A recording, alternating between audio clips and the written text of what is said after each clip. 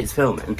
Oh, lovely. Hi everyone and welcome to my channel. I'm Simon of Savage Reads and today I'm back with Melanie Sykes. Hello, everybody. for our book club in real life. Yes, we have a bit of perspex. Yeah, there's perspex that you can't see. It's a bit Midnight Express, isn't it? Or possibly a prison, I was thinking. That is a prison, that's a film. Oh. You daft bugger. I've not seen that. Okay. So, anyway, we're back together. As you can see, it's going to be interesting. We're in Gaze the Word. Yeah, which is a fabulous bookstore. It is Loving amazing. it. Amazing. If you've not been, you need to make sure you come along. But it's apt as well because we've been reading Life as a Unicorn by Amrou Al-Kadhi, which is their memoir of their life growing up as a young queer Muslim kid. Yes, well put. Thank you. It's harrowing. I didn't find it that harrowing. Gosh, I did. Really? Yeah, I really did. I felt... But did you like it? I loved it. I loved wouldn't it. say it was a nighttime read because it did give me some nightmares. Really? Yeah, just there's so much. It's brutal. It is brutal. Because it's brutally honest. I always have a problem with autobiographies because I never quite believe them. I always think they're a nicer version of the truth. This is warts and all. Yes. And I haven't read an autobiography like this ever, I don't think. I think it's that honesty throughout. So it's even like talking about the times that Amrou's not been particularly kind to other people, like their teacher at one point, the anger they were going through. But when you think about it, like when I was growing up, I had a real time and I was very badly behaved in my teenage years and all sorts. But I think that's what chimed with me so much with this book. I've not seen a queer memoir where you get that honesty, that raw, and it feels very raw the whole way through. And maybe that's why that kind of traumatic edge came to you. No, honestly, I didn't think it was heavy. I just thought some of their experience was, well, it was just dark. Yeah. Even the stuff about the religion and the stuff that the Quran says, how you have the stuff about having the good stuff on your left shoulder and the bad stuff on your right shoulder, and Allah is watching you and he knows your thoughts. It's really Big Brother-like, and actually Amrou compares it to that quite a bit. So at the beginning you have their childhood and the relationship with their parents who are in denial. It's quite difficult, especially with the relationship between them and their mother. And then you kind of, before you know it, they're off to Eton. I know, the eating thing, I mean, unbelievable. But that came from the OCD that they experienced when they were 10 years old. Yeah. So just study. Be the best, the best. And all this other stuff I'm feeling, I'll be rewarded for all the academic stuff that I'm achieving, as opposed to what's going on elsewhere. That, I mean, the drive to get to Eton, to get to Cambridge. But all through, that's where I think the anger turns into perfection. When you feel like you're at odds with the world, you try to be as perfect and as brilliant as you can and achieve. And that I found really fascinating. I also loved the obsession that they get with anemones, but also I found that heartbreaking. I wasn't expecting, when I was picking this book up, to read about like marine biology and their interest in like these tropical fish. I literally had a cry at that point, at the end of that segment where they were talking about, I don't want to give anything away, but I literally was very, very, very moved by the analogy of what was going on with the sea life and them. And I didn't know that loads of fish and things were non-binary. I had no idea. No, I know. That was a wonderful section, wasn't it? Yeah. It was really informative, actually, and it really helped them through a difficult period. Again, with this book, I just wasn't expecting. I wasn't expecting quantum physics at the end either, if I'm quite frank, but that came up. They are a Cambridge graduate. They are a Cambridge graduate. I have to confess something, Melanie. Now, this is a sign, because I absolutely love this book. I've broken the spine of the proof. I've dog-eared it. I was like properly invested. So this is an original copy. It was called Unicorn originally. Yeah. And changed to Life as a Unicorn. Why? Do you know why? Paperback. I'm not sure, actually. I wonder what the reason was behind that change. I don't know. And also, they've taken off the memoir of a Muslim drag queen and turned it into a journey from shame to pride and everything between. Yeah. It must be a marketing decision. Yeah, I wonder why though. There was a whole conversation about the unicorn I found really interesting, because they've got a massive tattoo of a unicorn, and I like the fact that they wrote about like the magical side of a unicorn, and then they wrote about almost like this beastly side of a unicorn, dependent on their mood. Did you spot that? No, I didn't. I missed that bit because there's that bit where they're on about how like their horn is broken, and I thought that was quite powerful throughout. There was something about this book that just felt like they were telling me the story in my ear. It felt very intimate. Did you find that as you were reading it? Well, it's almost like a diary. Yeah. That you would absolutely tell all in a diary because you think nobody's going to read it. Yeah. So it's detailed, isn't it? It really is detailed about what was going on. Did you find it was like really unexpected, like, and how I think I went into it thinking this, because it's about a Muslim drag queen, I'm expecting X and Y. That's what I'm expecting from it. I'm expecting it to kind of be, I have to say actually, I'm a huge fan of RuPaul's Drag Race. I absolutely love it. I've never seen one episode of that, I have to admit now. Could you please leave? Shame. Talk about shame.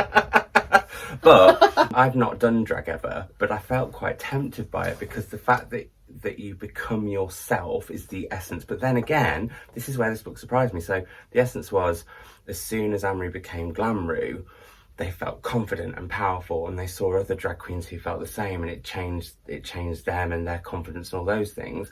But then they have like self-loathing. Yeah.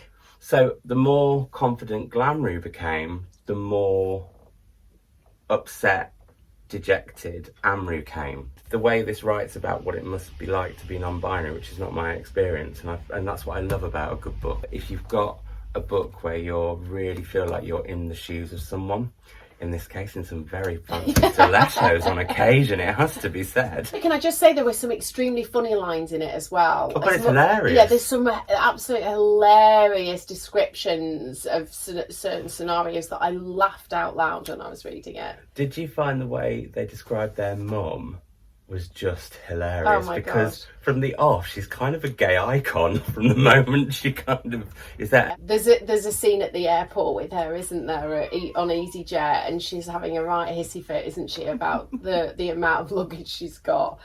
And yeah, she's very camp actually, right? Yeah, but that's what I found so interesting with that dichotomy of she's very camp, they have this very close relationship, and maybe it's because I'm projecting my own mum onto that, in the fact that my mum was very open. I mean, my mum always says she knew I was gay the moment I called my pet duck Rapunzel. There's a bit of a sign at the age of 4. But to know your child is queer, if you are, you know, if you are so religious, and that must be a horrific place to be as a parent. Without giving the end away as well, they obviously go for lunch and they discuss their relationship, and you know, the mother has been in a Muslim environment, she's not been able to express herself, she's under a lot of rules and regulations herself, and there was an element of jealousy about how free her son has been able to be. Yeah. And that again, I mean, this is the thing about the book, it surprises you all the way through it. Well, it's like I was saying, when you start off, you don't think at some point you're going to get all this information about sea anemones. No. And then you certainly don't think, oh, do you know what, we're going to come to quantum physics in the penultimate chapter. I was like, huh? What I also loved is there's a moment, and it really, again, the sea anemone stuff broke my heart. There's one moment where one of their best friends from school says they missed the nerd they knew. Yeah. And this book, honestly, it's made me cry quite a bit. Yeah. Laughing as well, that's the thing. It's got that nice balance, hasn't it? I think it's that perfect mix of honesty, heart and hope. That's what I would say from that book. Oh yeah, beautifully put, darling. I like that. So, shall we go to some questions? Yes. Maria Gibetch, careful how you say that. Have you seen them perform? I did watch a YouTube video. I'm going to send you a link if you haven't seen them perform. I've seen the TED Talk. She's brilliant. The denim when they're in that band. No. It's amazing. It's a drag band. I'm going to send you the link after this. Thank you. Joanna Watton said, I enjoyed, but the constant let's call them really annoyed me and disrupted the flow. I felt exactly the same way about that. Really? It really, every time it was said, I was irritated by it, because I've never really noticed that in a book before. If people change names, they sort of flag it up at the beginning that, you know, a lot of the people in this book. True. So I don't know why they didn't do that. I think it was meant to be, again, that kind of, I'm in your ear, we're just having a chat. Yeah, but it was really, I have to say, it was constant. I didn't notice it that I much. really did. It annoyed me. And I also like the fact that they had fun with it, because you had things like, let's call them Ms. Paintbrush, the art teacher. Yeah. So I enjoyed that. That's all right, but that particular series of words was said quite a lot. It was. Graham Silas Reads Books has 2 questions, and Graham, I have to say thank you so much, because you're always so supportive of the book club, and always like, he's literally always so on it. He's like first person to buy one. Lovely. So thank you. Thank you. Were there any parts of the book you found particularly difficult to read? Oh, I found just all.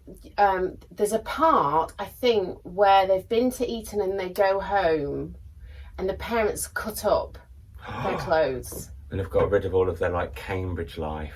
Is it? Yeah, that hurt me a lot. I can't, as a parent, I can't understand doing that to your beautiful child. Yeah. I found that really heartbreaking. That's interesting, because I was reading it from the perspective of a son and a mother, and you must have also been reading it as a mother with sons. Absolutely. I couldn't. There's a bit in it where they're wearing pink socks and their mum is just, they're disgusting. Yeah. Get rid of them. I mean, I would never talk to my child in that way about anything. It's just horrible. There were bits where I thought, I'm so bloody lucky to have the mother that I have, because I didn't have to go through that. Graham's next question is, it took me a while to read. I found it really heavy going in places. Brilliant book though. What's the question? That's actually a statement. So I agree. I have to say, even though I found it heavy, I did race through it, which I was surprised by. But I think if I'd stopped and thought about it and dwelt on it too much, it would have upset me even more. I read it in sections, so yeah, I absorbed quite a lot of it. I guess when you read it pretty much in one go, which you did. I was a little bit late to read it. When did you finish it? This morning. Terrible behaviour. So it's very fresh for you, which is good. Very fresh. Yes. If Amrou had a pet unicorn, what would their name be? I want to say, what was the name of the singer? Kulthum. Oh. I would call Amrou's unicorn Kulthum. That's what I would do. Although I think Amrou would rather name their own unicorn. Yes. What would you call a unicorn if you had a unicorn? Oh, don't ask me things like that. I don't know. Bob. I'm not into unicorns. Really? Yeah, I've just, they kind of irritate me. Okay, let's all move swiftly on. So, 3 more questions. I can't invest in things that aren't real. Sorry. But ultimately, Fiona Stevenson would like to know, only 1 point, how blooming excited for this video. That's not a question. But I'm glad you're excited. We were excited. We've been giddy. We're always excited. We've never met before in real life. I think I've been giddier, which may make this video slightly more chaotic. So apologies. We'll have calmed down by the next one. We swear. And oh, I like that you're not going to like this question, but I like this question. Oh, go on. Francis Selsey says, if you could both take on the attributes of a mythical creature, what would it be and why? Oh, I wish you'd asked me that like a week ago, so I had time to think. I would like to be a centaur. What's a centaur again? Is that the Half bull? human, half horse. Horse. Oh, right, well that stands to reason. So mythical creature. A mythical creature. Is Wonder Woman mythical? Guess she is. She's a superhero, so let's say Can I just say an Wonder Amazonian? Woman? Yeah, I like the outfit, so I'd like to be Wonder Woman. Would you ever dress as Wonder Woman? I have. Have you? Yeah. I have, for a TV show. But it wasn't like the proper outfit. I want that, the proper knickers and stuff, whereas it was a little skirt. But I like the actual TV show outfit. It's just, yeah. So we're going to say Wonder Woman is a mythical creature, Yeah. and therefore that counts. It counts. I was childish and said I wanted to be half horse. No, I think that's a brilliant call. So overall, what would you say about life as a unicorn? Would you recommend it? I think that it's brilliant, and I think it's a must read. I think it's a must read as It's well. very educational, actually. Yeah, and like you said, it surprises you throughout, and I think they're a fantastic writer. I'm sure they'll write more. I hope so. I hope so as well. Right, so our next choice for October. Yes. Now, I didn't realise that Melanie doesn't like horror. Yeah, I avoid horror films. You're going to be a daytime reader with this. So this is Laura Purcell's Bone I'm a China. sensitive soul, you know. Things affect me. So yeah, if I don't get any sleep, I'm going to blame you.